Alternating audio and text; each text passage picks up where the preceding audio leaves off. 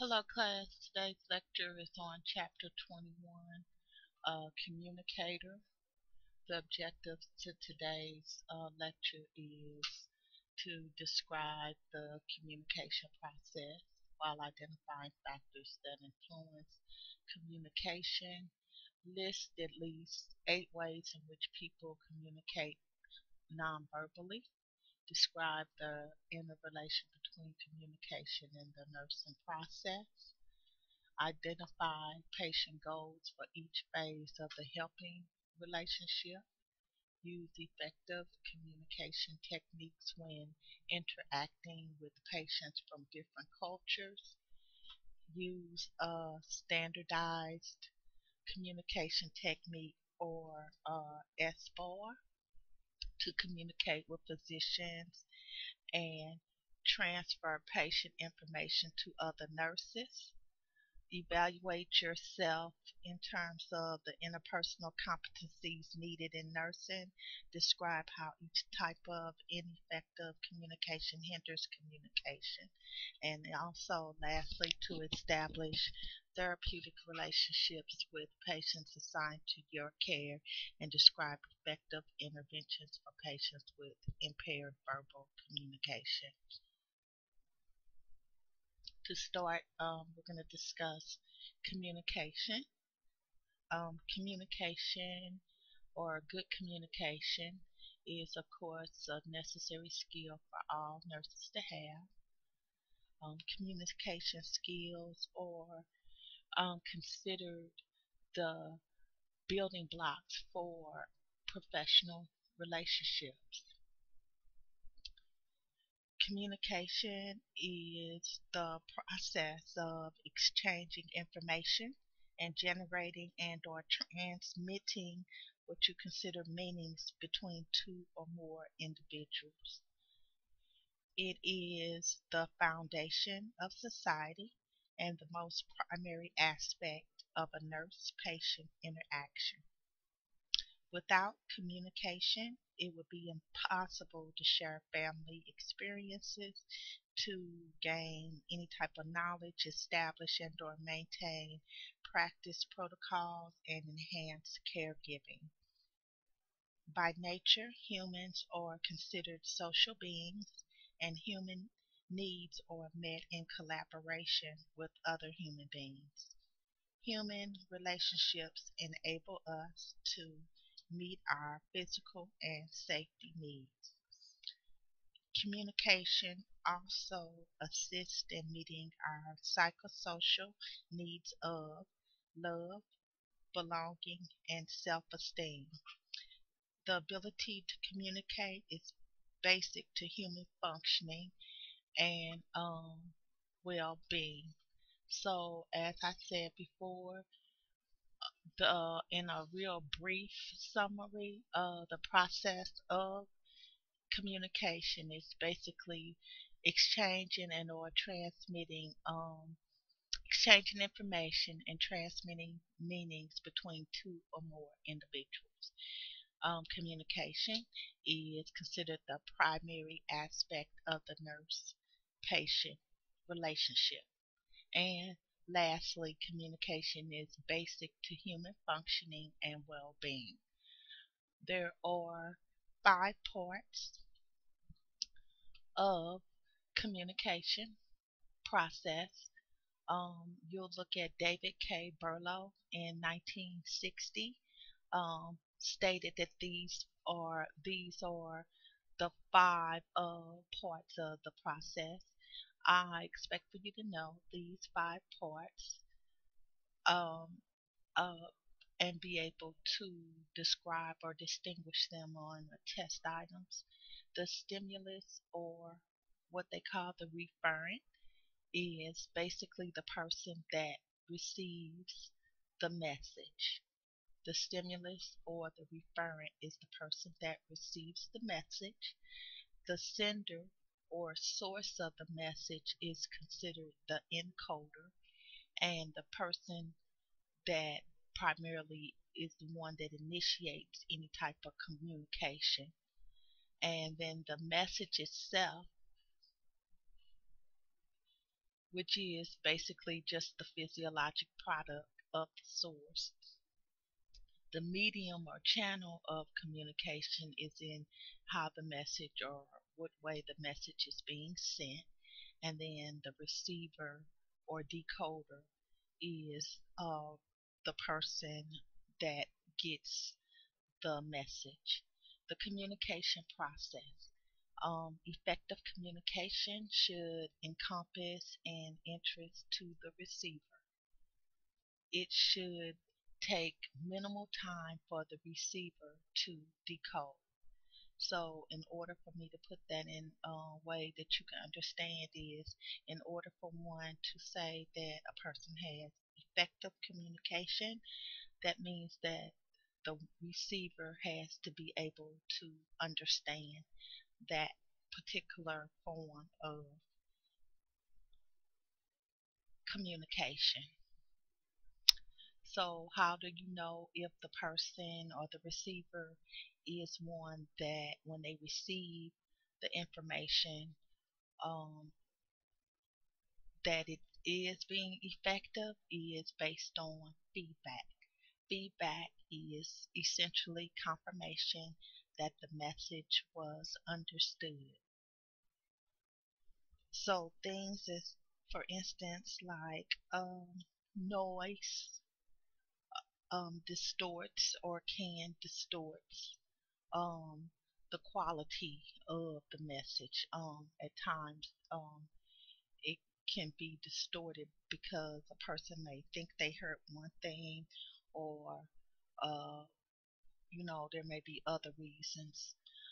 So right here in this chart, they do have what they consider the process of communication. And when a person receives any type of communication, you have to know that there's always interpersonal variables, so things that's going on with that individual that may affect how they interpret that message. Um, a person can send a message by visual means, auditory, and or kinesthetic. The sender or encoder um, sends the message, and the receiver would be the decoder. That message can be verbal and or nonverbal, and then the receiver or decoder sends feedback. So various things in the environment and or interpersonal variables can play a role in how uh, that person receives that information. Okay, there are basically four levels of communication. The four levels of communication are comprised of intrapersonal. Intrapersonal is basically communication within yourself or self-talk. It's the communication that happens within the individual. This communication is crucial because it affects the nurse's behavior, and also it has the ability to enhance or detract from positive interactions with the patient and or family. You need to imagine, for instance, two different nursing students preparing for the first experience with a critically ill patient.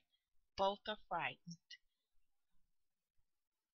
One tells herself, calm down, you've been in challenging situations before and always survived, then you may have and you can handle this. Where the other may tell themselves there's no way you can survive this experience. So based on that, how they may interact with that patient, the one who probably has the talk to their self and has the more positive outlook, probably will handle themselves better in that particular situation. Then you have interpersonal. Inter. So you had the intrapersonal personal, which was communication within yourself, and then you have the interpersonal communication that occurs between two or more people. Then you have small group, where the nurse interacts with two or more individuals. And of course, growing, you have organizational, which communication when individuals and organizational groups communicate in order to establish goals. You will be required to know the four levels of communication. Group dynamics. Dynamics um, plays a role in communication when making a determination about the effectiveness or ineffectiveness of a group. One studies the group dynamics. Group dynamics can be described most simply as how individual group members relate to one another during the process of working toward group goals. Although effective leadership facilitates a group's achievement of its goal, success or failure is largely a function of its members' behavior. Ideally, each group member uses his or her talents and interpersonal strengths to help the group accomplish its goals.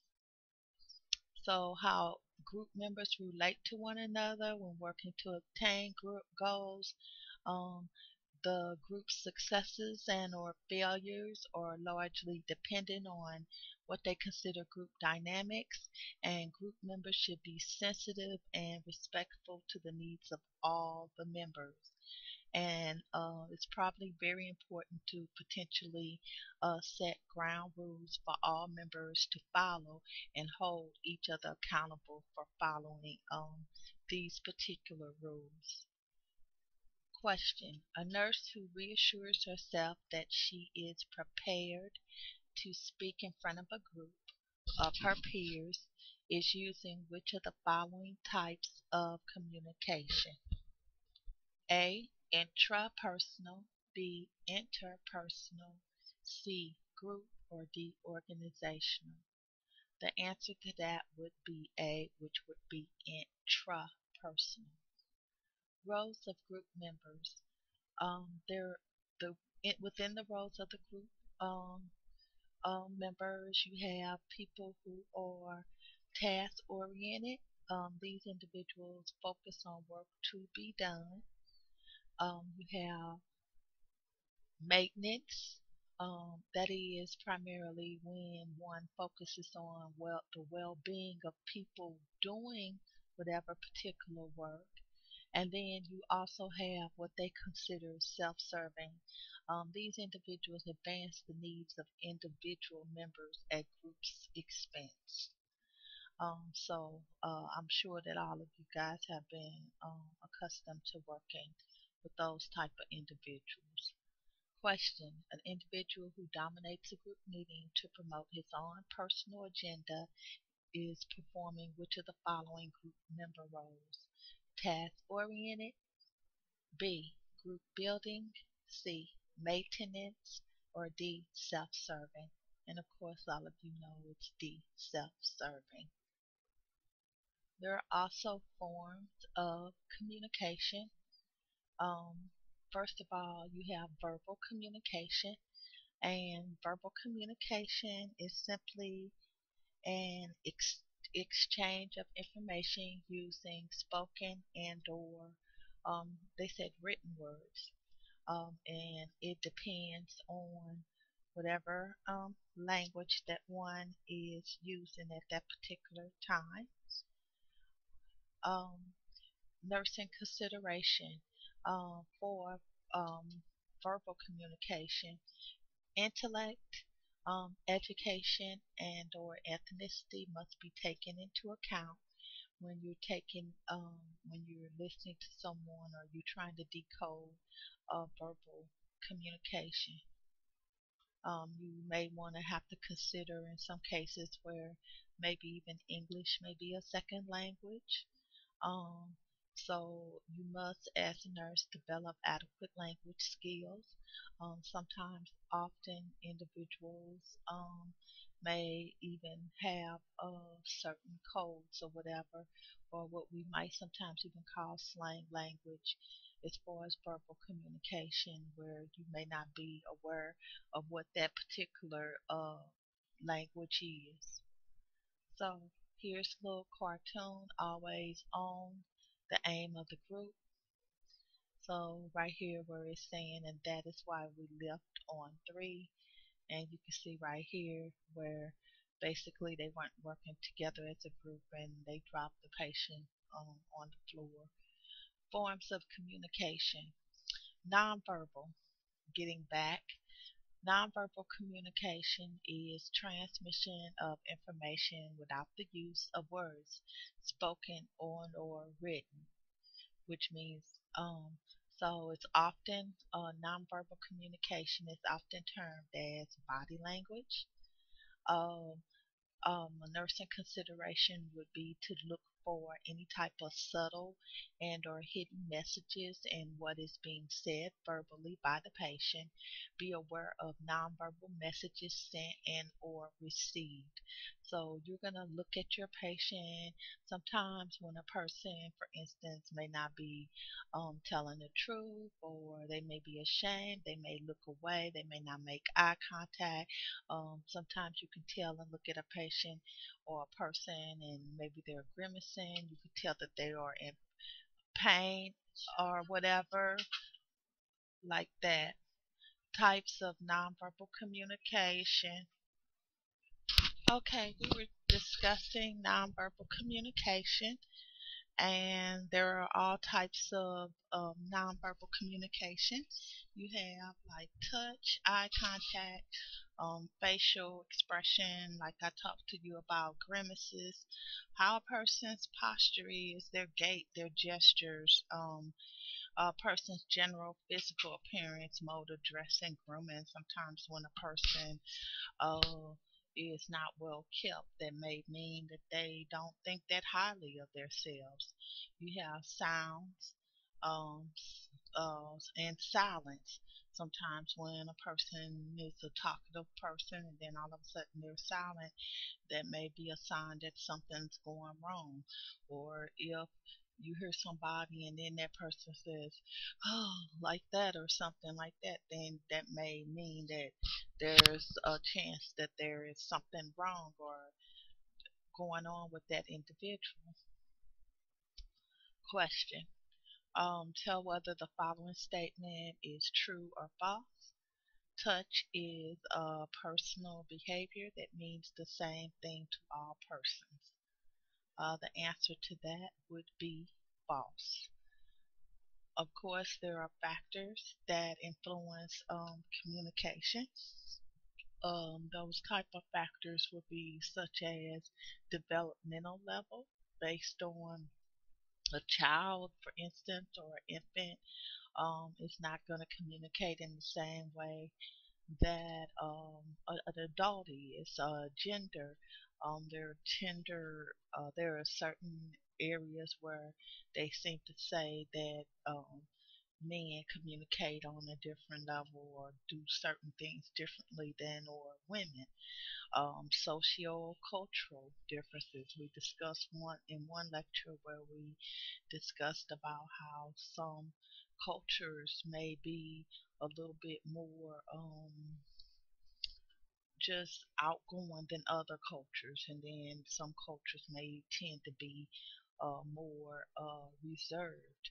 Roles and responsibilities, space and territoriality, physical, mental, emotional state, what a person values, what type of environment that individual comes from. So all of those type of things could really determine or have a great influence on how an individual tends to communicate with you.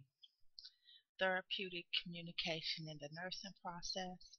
Of course, as a nurse, you want to assess it first. And at this point, your major role as a nurse would be, or focus is to gather information.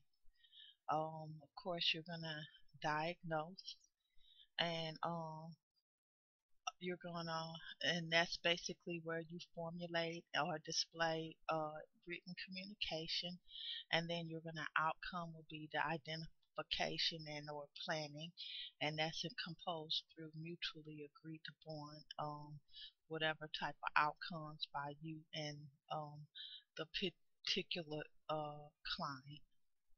You're going to implement whatever you come up with. The communication allows for the enhancement of basic caregiving measures, this type. And then after you do whatever it is that you're going to do based on communication, you're going to evaluate. And communication needs to verify if interventions have been successful. And then you're going to document that particular communication afterwards.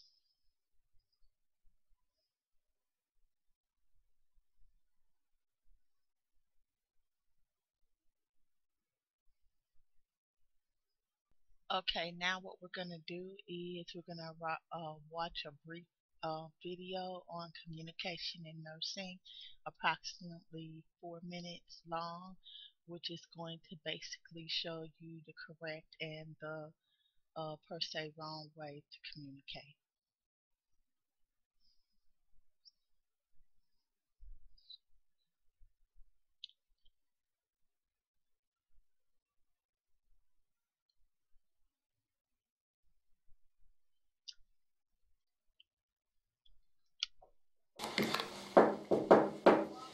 Okay, what's going on today? What are you here for today? Well, I've got a lump on my neck right here. I've had it about 2 weeks. Yeah, I don't need to see that. Scratch it? Is it Rest scratch? shave. Oh, brush. But I'm really concerned about it. Nurse, I mean, it's Yeah. Now, you want to be the nurse? But it's really bothering me. I haven't been able to Look, sleep. I know. Good. Look, sweetie, just take it easy. Look, the doctor's going to be in a second. Take a look at that, all right? So, you need... So you're not going to do anything about it, or? Hey, here's Dr. going? Gans. Dr. Gans. Dr. Gans, how's it going? Hi, Miss. What's going on? What brings you in? Well, I've got a lump on my neck, and I've had it for... Oh yeah, you know what? I think that is going to be a lipoma. No problem. What we're going to do, little operation, cut it right out. Use a little anesthetic. No, minimal risk. Do it all the time. Of course, you always have to worry about death, but hey, who doesn't have to worry about death Dr. nowadays? Gans. Ira Gans. Dr. Dr. Ira Gans. Dr. Gans. What? Dr. Gans. All right. What did he say? Something about a tumor. Did he say? She said lymphoma? It sounded like it was some kind of oma. My grandmother died of lymphoma. Remember? Oh yeah, I remember that. Is that what it was? It was. Oh no. He had cancer. No. Is that What are we gonna do? Cancer? Okay, did Dr. Gans tell you everything that's going on? She came in and said I've got lymphoma. Oh, no. Look, here's a pamphlet. Look this over. And anything that's you don't understand's on here. Okay, but you're gonna have to sign a consent form. Hang on a second. Oh, this is a good song, man. Yeah, baby. Oh, hold. I'll be back. I'll be back. But nurse. Hey, yeah, I'll be right down. Nurse. What is this for? Hi, Mr. and Mrs. Smith. I'm Nurse B. Good. Hey, nurse. How you doing? Today, I hear that you have a consent for me to pick up. Are there any further questions that you might have? What is this for? I don't even know what this is for. Nurse Roche just handed it to me and said I need to sign it, but I have no idea what it's for. Well, I have your chart, and the doctor said that you had come in for a lipoma on your neck. No, the doctor said I got lymphoma, is what she said. Well, let me look here. Yeah, it says that you have a lipoma, which is just a fatty tumor under your skin. And so what we had set you up for was an excision of that or a removal of that. And what will happen is he'll come in and he'll give you a little numbing medication, some lidocaine under your skin, numb it up, make a small incision, remove that tumor, give you a few stitches, and then in about 7 to 10 days we'll come back and have you come in and we'll remove those sutures out. But it doesn't turn metastatic, it's not cancerous. What does that mean? Metastatic. Yeah, it's not cancerous. It's not so cancer. It's not cancer. You do not have cancer. You have a Did you hear that, fatty honey? Oh, tumor. wow. We don't have cancer after all. Yay. Oh, great. And I do have you scheduled for next Wednesday at 10 o'clock if you both will be available. Sure, yeah. Okay. That sounds good. And then if you have any further questions, I'm Miss Good, and if you want to call and ask, I'll be more than happy to speak with you. All right, that's good. So I just need to sign a consent form. Yes, sir. Okay. And then I'll All right. take that from you. Okay. Do you have any allergies?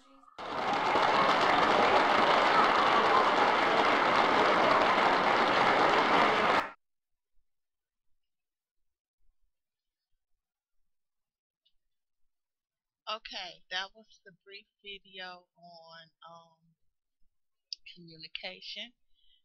Lastly, now we're going to go and we're going to discuss. So next, we're going to discuss the helping relationship versus the social relationship. Um, and there is a difference between the helping relationship, which is what the correct type of relationship as a nurse you would have towards your patients. Um, similarities. Similarities of the helping relationship and social relationship is both are bred with concern, trust, and growth. So those are the similarities. The differences um, is they do not occur spontaneously, and they're characterized by an unequal sharing of information, and it's built basically on the patient's needs. Also, professionalism is very important when you think in terms of the helping relationship in terms of appearance, how you conduct yourself, and your demeanor towards the patient. The characteristics of the helping relationship is that this patient or this relationship is what they consider dynamic. And when they say dynamic, they mean that all participants must be active participants in this type of relationship. It's a purposeful and or time limited type of relationship. So when you greet your patient and you're there taking care of them, you are there for a specific time. You have specific goals, and whatever goals that you meet should be met within a specific time frame. You have a person that's providing assistance, and it's done in a professional manner, and that particular person is accountable for whatever outcomes are set. So the characteristics of the helping relationship is that it's dynamic, it is purposeful and time limited, and then of course it's being done by a professional that's accountable for the particular outcomes. You have phases of what they consider the helping relationship. You have the orientation phase, where you're basically um, getting to know the person and letting them know what your purpose is. You have what they consider the working phase, is when you go about whatever it is that you want to do. And then you have the termination phase where you end it. Question: which of the following activities generally occurs during the orientation phase of the helping relationship? A. An agreement or a contract about the relationship is established. The nurse provides any assistance needed.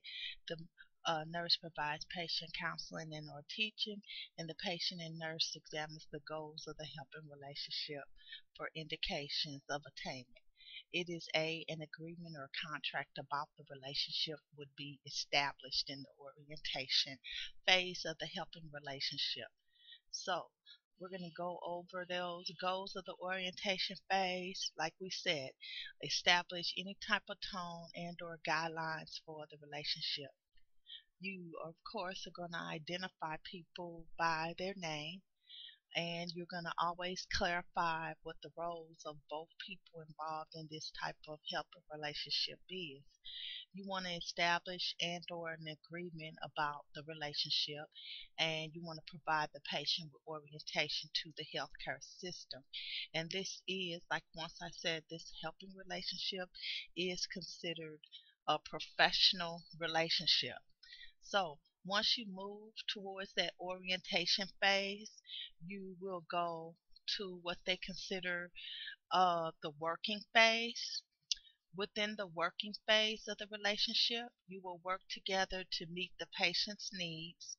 You will provide whatever assistance is needed to achieve each goal, and satisfactory sentiments and feelings are needed, and you will provide teaching and or counseling. So basically during that period of time, which is the working phase, these are the things that would occur. The goals of the termination phase would be to examine goals of helping relationship for attainment. So, um, and then you want to make suggestions for future efforts if that is particularly necessary, and you're going to encourage patient to express his or her emotions about the termination and assist with termination of the helping relationship.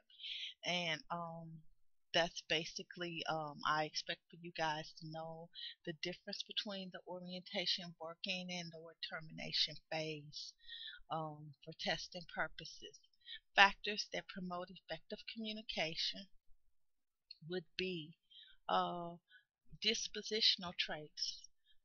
Basically, how a person acts, how, if they're a crabby person, if they're super nice, if they're a closed off person, whether or not they're a welcoming person, all of those play a role on whether or not a person has effective communication. Rapport builders. A rapport builder would be a feeling of mutual trust experienced by people when they are in basically a satisfactory type of relationship. Um, Here is basically um, a little quiet, little poem from the American Journal of Nursing, and basically what it's saying is through the eyes of a patient. It says, really listen to me, ask me what I think. Don't dismiss my concerns. Don't treat me like a disease. Treat me like a person. Talk to me, not at me. Respect my privacy. Don't keep me waiting. Don't tell me what to do without telling me how to do it. Keep me informed. Remember who I used to be. Let me know you care. If you follow a lot of those type of guidelines, it will keep you focused on that helping relationship. Dispositional traits: warmth and or friendliness, openness and or respect, empathy, honesty, authenticity, trust, caring, competence, and genuineness are the traits that we need to build rapport as we go about having the helping relationship. Rapport builders: specific objectives, comfortable environment, privacy. You want to make sure that you provide confidentiality, patient versus task focus. So you don't want to just focus on whatever particular task. You want to make sure that you focus on that patient. You want to utilize all your nursing observations and the types of things that you see that's going on with the patient. um, Optimal pacing and providing any type of personal space for that patient. Questions: tell whether the following statement is true or false. A nurse should respect the patient's personal space by remaining outside an arm's length of the patient and refraining from touching the patient unnecessarily, and that is A, true. Methods of SBAR communication. Um, Posters, stickers on phones, peer observations, and inclusion of SBOR in orientation and or safety training. So there's all types of ways that you can develop or that type of communication. And in case any of you guys don't remember, it stands for the situation background assessment and or recommendations. Developing conversation skills. Control the tone of your voice. Be knowledgeable about the topic of conversation. Always be flexible. Make sure that when you're talking to the patient, be clear and or concise. Avoid words that might have different interpretations. Be truthful to the patient. Keep an open mind and take advantage of available and or any type of opportunities. You can also use a therapeutic touch to convey a particular message for the patient. You have all type of interviewing techniques. You can use open-ended questions and or comments. Um, you can also use close-ended questions and or comments. You can validate questions or comments. It's very important to clarify so that you make sure that you are getting the right type of idea when a patient answers or speaks on a particular question that you've asked them. Reflecting, make sure that you sequence questions in the correct and also direct any type of questions and or comments to the appropriate person. Basic components of assertiveness. Um, there's definitely a difference between being what one would call assertive and or aggressive. The key to assertive would be one would have to be open.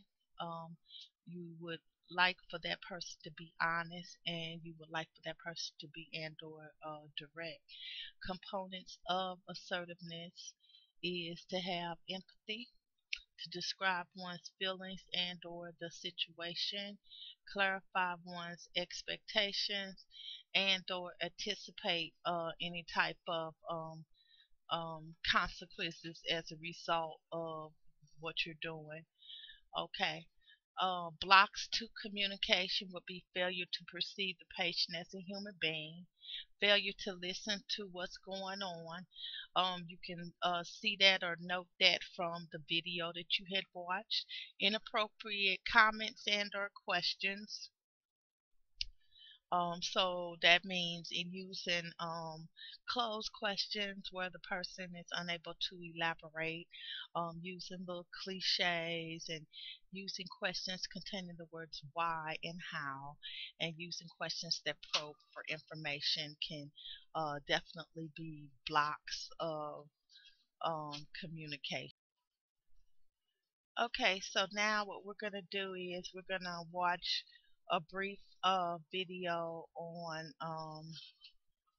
example of poor nurse communication, which is about 2.5 minutes long.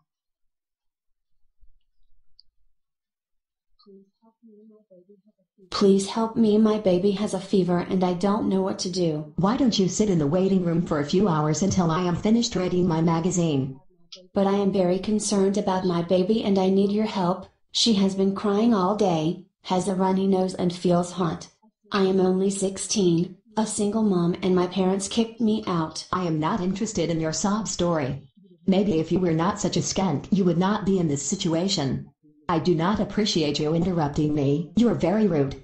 Her fever is 37.6 degrees and I read on Wikipedia that if her temperature gets too high that she will have seizures. I don't want anything bad to happen to her. You have to be kidding me. You have brought your baby to the emergency room for a fever of 37.6 degrees. Are you a total moron? I want a doctor to tell me what is wrong with my baby, and my GP costs too much money. I am very worried about my baby. Did you give your baby some paracetamol? No, because then you might think that I am lying about my baby having a fever. Does your baby have a cough? No, Has your baby been more sleepy than usual? no, Does your baby have a rash? no, Is your baby refusing to feed? no, Has your baby had her 6-month vaccinations? no, because my neighbor told me that it will give her autism and that she will bash her head against walls and be very noisy. Then, why have you brought your baby to the emergency room? Because I am very worried about my baby. It is not appropriate for you to be here, and you should feel very ashamed of yourself for making sick people wait whilst I ask you a list of useless questions. I just need you to check that my baby is okay. I will do this so that you do not sue me if something bad happens to your baby when I send you home. I will need you to take your baby out of the 7 blankets you have wrapped around her so I can stick a thermometer up her ass and put a very tight cuff around her arm. I don't understand why you are doing this to my baby. Look, do you want me to check your baby or not? Because I'd be delighted to send you on your way without doing so. I have much more important things to do, like go on my 6th smoko of the morning, read magazines from 2002, call my boyfriend, and get a to date on my favorite TV show. Please do not hurt her. I love her very much and she means everything to me. Your baby is fine, but our nappy has not been changed. You are an incompetent parent, and I will have Department of Human Services take over from your care as soon as possible. Okay, so that was an appropriate video on poor nurse communication. We're going to continue with um, blocks 2 communication, inappropriate comments and or questions, as you can see by that video, using judgmental comments, using comments that give advice, and using leading questions. Changing the subject. um, Changing the subject when a patient is in the middle of telling you something. Giving false reassurance. You can't give false assurance to people. Using gossip and or rumors, and using aggressive interpersonal behavior. These are examples of what we would call or consider blocks of communication. So what I'm going to do now is I'm getting ready to show you a video where there's good communication among the nurse and or the Triage nurse, what brings you to the emergency room examination room so that you can... excuse I me, am the this triage video nurse. is What... in contrast to the one that you saw previously. This is the good nurse communication. brings you to the emergency room today? My baby has a fever and I am very worried. Why don't you bring your baby into the private examination room so that you can tell me about what has been happening and we can work together to help you and your baby? Thank you. That would make me feel a lot better. Could you please describe to me what your concerns are regarding your baby? Has she had any cough recently, been refusing to feed, or have a rash that you have noticed? No, but she has been crying all day, has a runny nose and is very warm.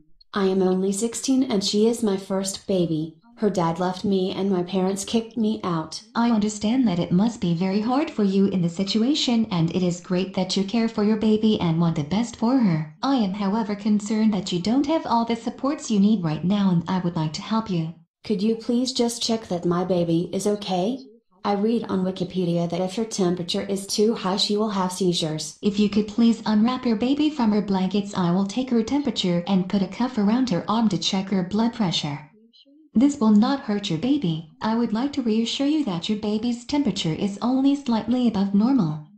Everything else with her is absolutely fine, and she seems to be suffering from a mild cold. I feel very silly for bringing my baby to the emergency room for a cold. It is understandable that as a first-time mom you are concerned about her temperature.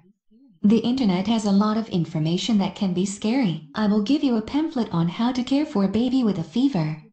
Perhaps you could put only one blanket around your baby to make her more comfortable. This makes it so much more clear. Thank you. Has your baby had her 6-month vaccination yet? No, because my neighbor told me that it will give her autism and she will bash her head against walls and be very noisy. There are a lot of misconceptions out there regarding vaccination, but I would like to reassure you vaccination is very safe, free and necessary for your baby. Okay, I will have my baby vaccinated as soon as possible. The hospital will provide you with some paracetamol for your baby with instructions on doses. Before you go though, I would like to put you in touch with some people who may be able to help you with your tough situation. I would really appreciate that. I need all the help I can get. If you are able to have a seat in the waiting room, the hospital social worker will come to see you and put some support in place for you. Do you have somewhere safe to stay tonight? Yes, my best friend's house. But what if my baby does not start getting better? Here is the number of a free GP clinic just down the street. If your baby gets worse, has a rush or refuses to feed, please come back. If you have any other concerns regarding your baby's health, you can call this free advice line number on the pamphlet anytime, day or night. I wish you and your baby Okay, all the that best. was an example of a real big contrast in communication between the nurses. So let's have a brief question. Question: Tell whether the following statement is true and or false. An open-ended question or comment serves to validate what the nurse believes is heard or observed. The answer is A, and that'll be the end of this particular chapter. The next chapter would be chapter 22, which consists of um, teacher, nurse role as teacher and or counselor. The objective of this chapter is to describe the teaching learning process, including domains, developmental concerns, and or specific principles, to describe the factors that should be assessed in the learning process, discuss strategies that improve health literacy and promote patient safety. You want to describe the factors that may influence what patient compliance with the therapeutic plan that you hold, formulate diagnosis for identified learning needs. Um, you want to implement a culturally competent and or age specific teaching plans for a patient. Name 3 methods for evaluating learning.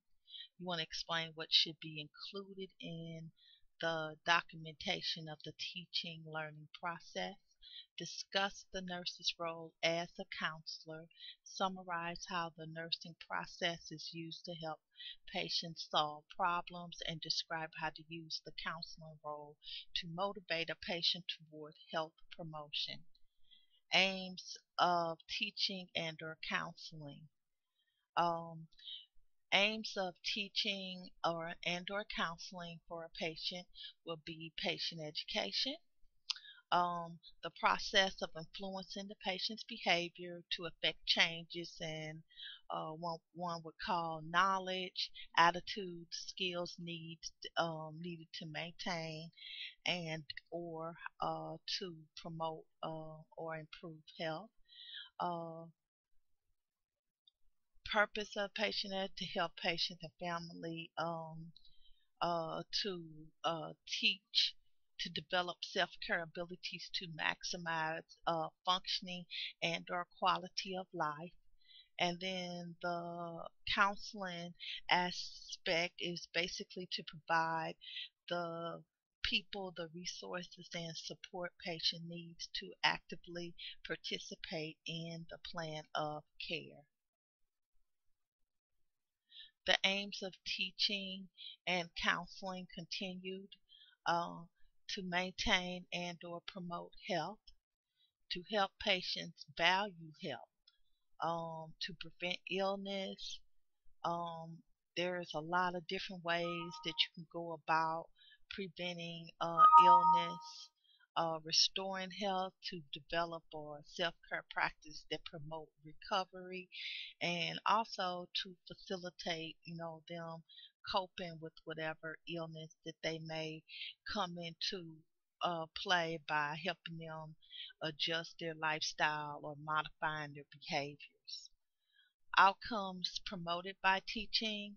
Of course, by teaching the patient, you want to have a high level of wellness and related self care practices. So, you want that patient to be more well than what they were previously, and you want them to show that their self care practices and how they're caring for their health is improving. um, you want disease prevention and or early detection, so that you can have an easy cure. You want a quick recovery from any type of trauma or illness, which would include even surgery with minimal and or no complications. So you want to enhance ability to adjust to any type of developmental life changes and acute, chronic, and or terminal illnesses. And then you want um, their support system or their family to be accepting of the lifestyle necessitated by illness and or disability.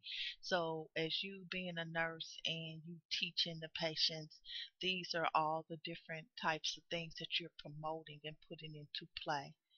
Nurse, as a teacher, you are teaching plan method used to help someone learn. So you need to find ways to assist patients into learning how to adequately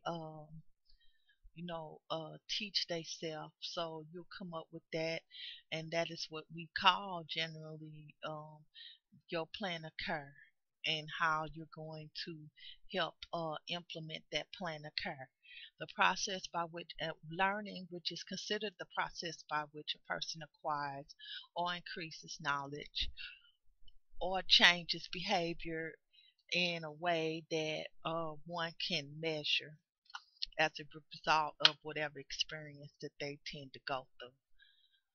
So you want to focus on the patient education, and the focus on patient ed- education may be related to whatever type of care they may be receiving, or it may be related to them maybe getting discharged from a particular healthcare facility, and or documentation of patient education activity. So they do have an acronym as it relates to effective patient teaching. Teach, T, which stands for tune into the patient. E, edit patient information. A, act on every teaching moment. C, clarify often. And H, honor the patient as partner in the education um, process. So it's tune, edit, act, clarify, and honor, teach. Factors, of course, that would affect patient learning would be the age and development level, whether or not a person is old enough to understand, whether or not cognitively the patient has the capacity to understand what you're talking about. You have to take this into consideration. If you have a child and or adolescent learner, it's really essential that you establish a relationship with the patient family if there is one, or a caretaker. Adult learners, usually their self concept and them becoming independent plays a role. Previous experience can often be taken into account if you have an adult learner, if they've been a diabetic for a long time and they've proven, for instance, that they know how to manage their blood sugar. You can take that into account, but that does not relieve you from the task of teaching. Readiness to learn is related to the development developmental tasks, the person may not be ready to take in all the information, especially if it was an acute illness and it happened all at once. And orientation is focused on basically, whatever the immediate need is at that particular time. So you will orient them to what's going on with them at that particular time. Teaching plans for older adults. Allow extra time. Um, you need to plan short teaching sessions where they can just take in a little at a time. You don't want to overload them. Accommodate for whatever type of sensory deficits they may have, like vision and or hearing. You want to have it in an environment where there's not a whole lot of distractions, because you do want them to concentrate with you, and then make sure that you're able to identify whatever type of learning barriers they may have. You can't take for granted that, for instance, a person may know how to read or whatever. You have to be able to assess what's going on with a patient. Okay. Critical developmental areas. You want to look at their physical maturation, psychosocial development, their cognitive capacity, emotional maturity, and any type of moral and or spiritual development. So these 5 areas are very critical when it comes to you being a teacher. Question: tell whether the following statement is true and or false. Most adults' orientation to learning is that material should be used immediately rather than at some time in the future. That is true. Factors affecting patient learning: family support networks and financial resources. Family can be of assistance. Patient may omit information or leave out valuable information, and a lot of times family members can give whatever information that you're trying to give. You want to utilize what they call the COPE model, which would be to be creative. You always want to be optimistic, plan, and you're going to give what you consider as and what you are is your expert information. Factors that may affect patient learning. We talked about this. Literacy level. Never assume literacy. Language deficit. Never assume that an individual knows or able to understand exactly what you're saying. Also, cultural influences may play a role. Use a variety of sources when you're teaching, and make sure that you always take note of the language deficits so that individuals can know if someone was to go behind you as well.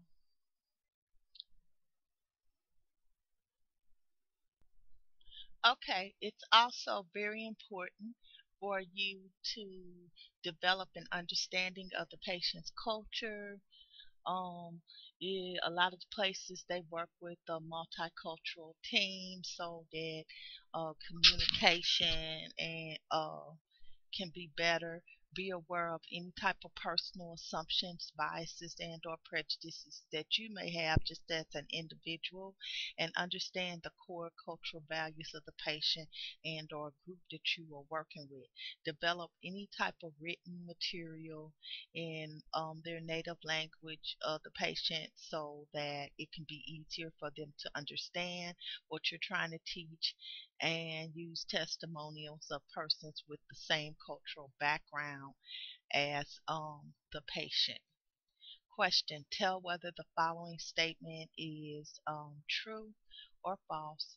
According to the information contained in the report by the Joint Commission, approximately half of the adults in the United States, or 90 million people, lack the basic literary skills, the ability to read and write needed to function successfully in society. And the answer is A, which is true. You have three particularly learning domains that individuals have. They have the cognitive area, which is the ability to store and or recall of any type of knowledge in the brain. They have the psychomotor, which is learning what they consider a physical skill. And they have the affective, and the affective basically has to do with your attitudes, values, feelings, and or beliefs. Your assessment parameters, knowledge, attitudes, or skills needed to be independent. Your readiness to learn, which we discussed that already, and your ability to learn, learning strengths. Question: which of the following is an example of cognitive learning? A patient demonstrates how to change its wound dressing. A new mother follows instructions for caring for the umbilical cord. A patient describes how to portion food to maintain within a prescribed calorie range. Um, a patient expresses renewed confidence following a teaching session. Cognitive is storing and or recalling knowledge. So basically a patient um, demonstrating how to change his wound dressing is storing and or recalling. Or a patient describing how to portion out food to maintain within a prescribed calorie range. That's actually cognitive, because the one with the changing of the wound would be more of a psychomotor skill. Motivation: an internal impulse that encourages the patient to take action or change his behavior. Um, Basically, there's a health, what they consider a health belief model, where it's designed to explain why people are willing to take action to improve their health. The strategy for predicting likelihood that patient would comply with whatever type of therapies that they have. And motivation helps with health belief model because it promotes health and or disease process. So if the person is and or motivated to do it, they tend to act like they want to and do better. Promoting compliance: be certain that instructions are understandable and support patients' goals, including the patient and family as partners in the process. Utilize interactive teaching strategies. Develop interpersonal relationships with patients and or families. Um, there are a lot of nursing diagnoses that you can apply to this. You can use one of the knowledge deficits, where patient lacks the required knowledge or attitude, the skills to promote health. Wellness: patient is ready to gain knowledge and skill to promote health and prevent disease. That would possibly be like a goal. Planning for learning requires, of course, you need to set up some type of teaching plan, which is similar to what one would consider a nursing plan, and you will provide like a step-by-step account of the learning process. And each teaching plan should be quite individualized. You don't, I mean, you really want to individualize it for that particular person, because everybody doesn't learn the same and everybody doesn't have the same challenges. Patient learning outcomes determine which learning domain will be used. So when I say learning domain, I was talking about the cognitive, psychomotor, and affective, and that's based on whatever the patient is going through at that particular time. You want to determine which learning domain will be used. You want to choose a verb to express what is expected. The patient will demonstrate, the patient will express, the patient will, and you will use several outcomes and include the patient and or family in the outcome development process if it's applicable. Okay, content. Decide the information that needs to be completed as far as the learner outcomes. You want to research the topic using creditable written sources, and you want to explain what the patient should expect. And then you also always want to tell a person why that particular treatment is necessary to try to assist with giving them the motivation to do it. The teaching strategies, any type of techniques that you use as far as to promote learning. You may have a lecture like we even do in class, discussion, demonstration, discovery. Their role playing, audio, visual, printed, web based nowadays is really popular. Playing Make sure that you always plan before you even pursue the teaching so that that'll be more effective and they'll know that you know the material that you're about to present. You want to use age appropriate methods while keeping developmental age in mind, and then you also want to utilize a variety of strategies to enhance learning. Here's the list of the basic teaching strategies that I just mentioned out a few minutes ago. Okay, so you want to sample teaching strategies, and up under each learning domain, I put the various teaching strategies. So, for instance, like cognitive, you got the lecture panel, discovery, and written materials, affective domain, discussion, audio, visual, role modeling, and then psychomotor, you would have demonstration, discovered, and printed materials. So, we kind of showed you up under each one of the domains. Helping children express feelings through role playing is a good thing to do. Which of the following would be the best teaching strategy to teach a patient how to care for an indwelling catheter? Probably would be demonstration. Okay. Key points to effective communication. You need to like we always say, be sincere and or honest. You want to always avoid too much detail at once, and you always want to stick to the basics, because when you're teaching someone, you need to do step by step or let them absorb what you're telling them. Ask any type of questions, and always be like a cheerleader, like be positive as far as the patient is concerned. Use simple vocabulary, vary the tone of your voice, keep content clear, listen, and do not interrupt when a patient is trying to explain a particular thing to you. So you got sources, of course, that you can get as far as information. You got the primary source, which will always be the patient, and it's probably the best source. And then the secondary would be, of course, medical records, patient, and family. Considerations for successful patient teaching. Sometimes individuals would have formal contractual agreements.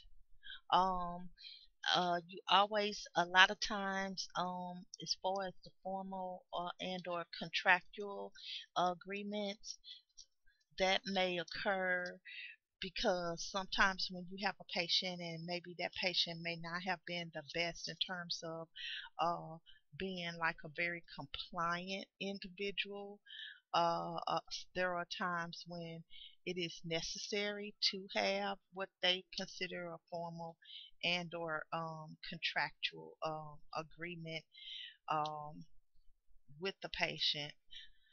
Um, you can consider what type of time constraints, because as a nurse you can't go on and on and on. I mean, forever. So you want to consider the best type of time constraints and the best type of methods to teach. Um, Manipulating the physical environment. So you may have to make some changes within the physical environment in order for the patient to be able to learn, to the best of their ability. Um, and you might be able to teach in a group. You may be able to have family members and everybody together teaching within a group. And that would be it on for a successful teaching. And then you always want to listen and get feedback from the learner, because a lot of times they can tell you what they are learning and how that's helping them better. So it's or how you can change things because of the fact that people don't all learn the same way. A lot of times they can teach you or tell you something about themselves. So don't always assume and or think that everybody learns the same way. Everything is the same. I mean, you need to take everybody as a individual and know that people learn and express themselves in a different manner. Learning occurs if the patient can demonstrate what the nurse has taught. They say that one of the main things as far as learning is demonstration. And so, if a person is able to demonstrate to you back what you have taught them, that is a lot of times a big sign that the patient have absorbed and or have learned. If it's something that's psychomotor, it also shows that cognitively they were able to recall what you showed them, uh, like what they're trying to do. Documents of the teaching learning process, summary of the learning need.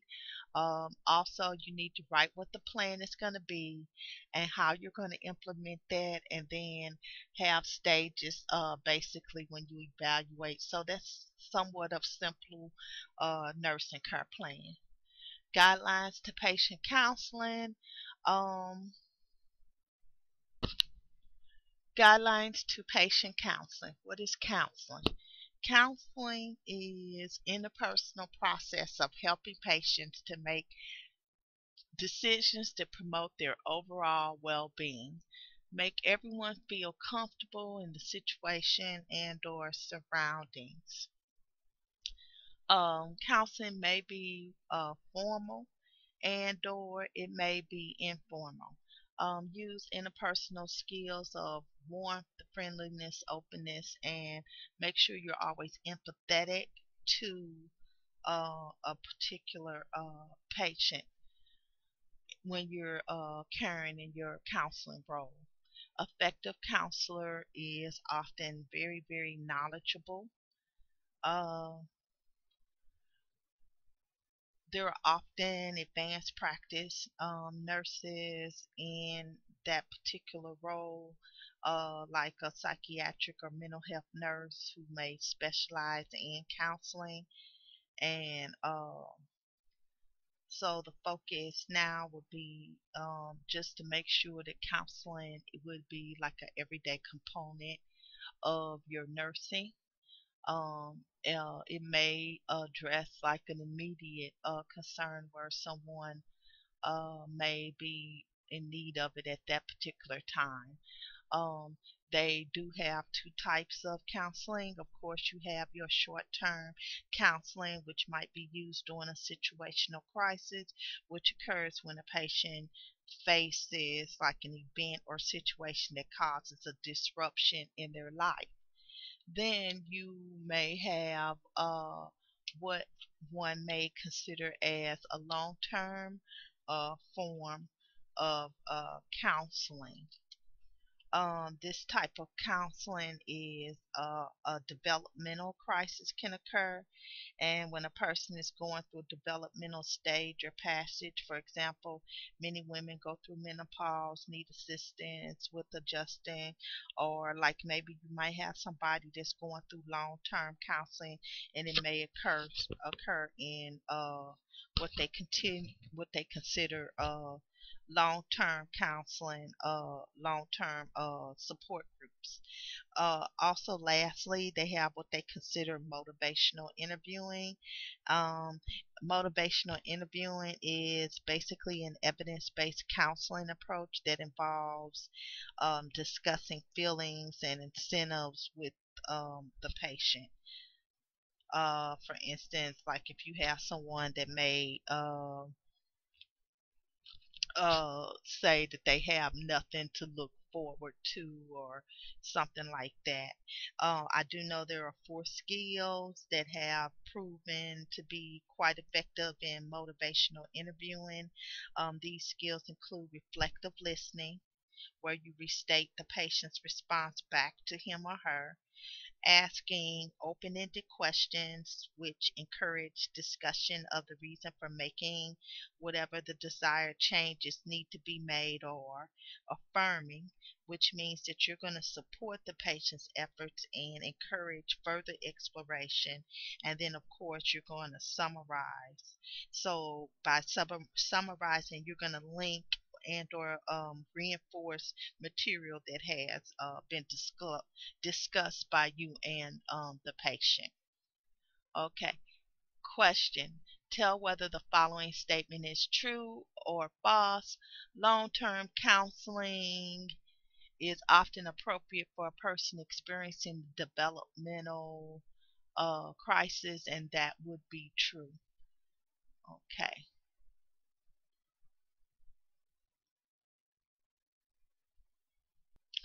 Okay, that will be the end of the lecture, and have a good day.